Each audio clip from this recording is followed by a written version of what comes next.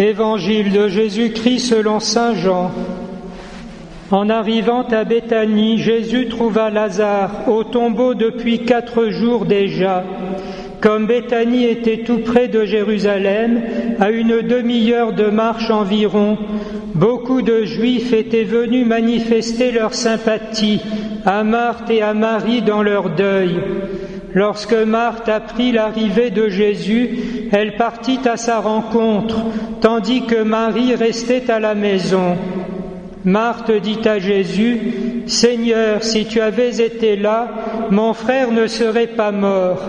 Mais je sais que maintenant encore, Dieu t'accordera tout ce que tu lui demanderas. » Jésus lui dit, « Ton frère ressuscitera. » Marthe reprit, « Je sais qu'il ressuscitera au dernier jour à la résurrection. » Jésus lui dit, « Moi, je suis la résurrection et la vie.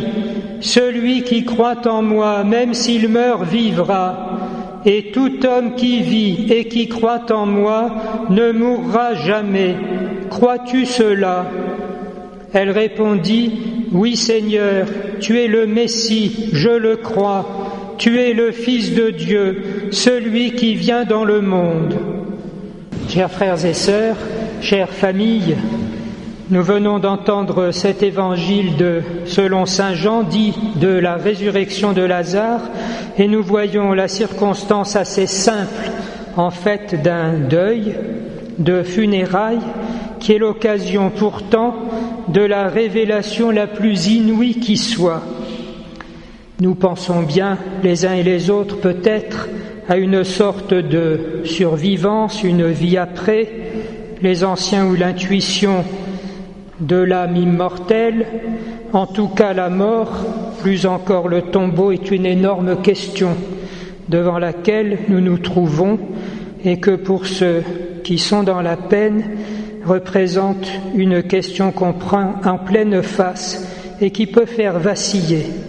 Et c'est là où Jésus ose affirmer « Moi, je suis la résurrection et la vie. Celui qui croit en moi, même s'il meurt, vivra. » Et par cette affirmation, il balaye presque l'espérance qu'avaient Marthe et Marie de la résurrection au dernier jour, en osant revendiquer dans sa personne, lui présent, la vie éternelle. Est-ce vrai? Est-ce une folie? Chacun d'entre nous pourra avoir le temps, au fur et à mesure que se creusera la peine de l'absence et en même temps, comme l'on dit, gentiment le travail du deuil, creusera au-dedans de lui ce qu'il pense de la réponse à apporter à cette question. Mais nous ne sommes pas cependant devant une sorte de trou béant. Et la première lecture nous donne des éléments pour reprendre pied quelque peu.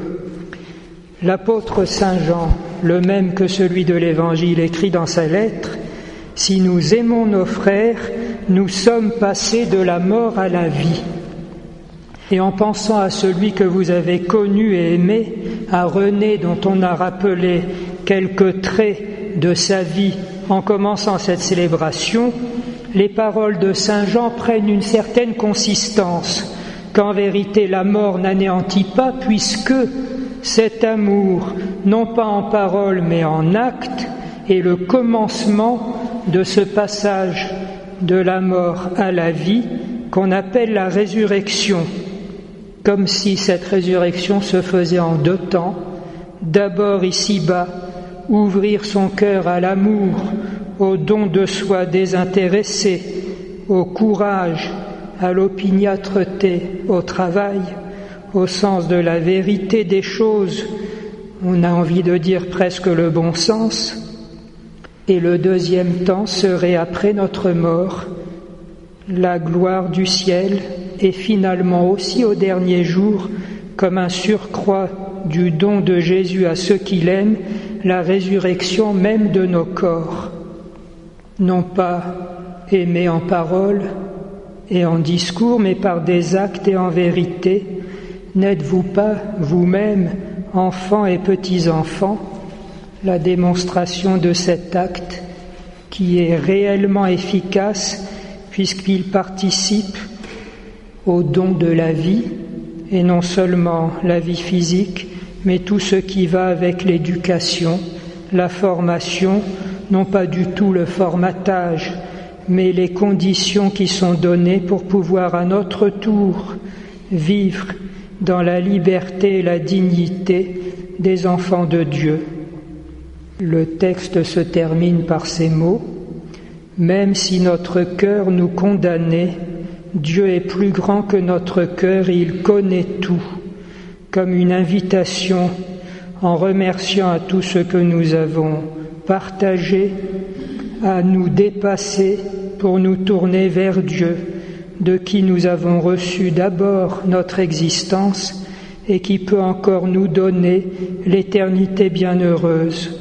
Au cours de la messe, nous prions pour le défunt, que le Seigneur lui ouvre son ciel.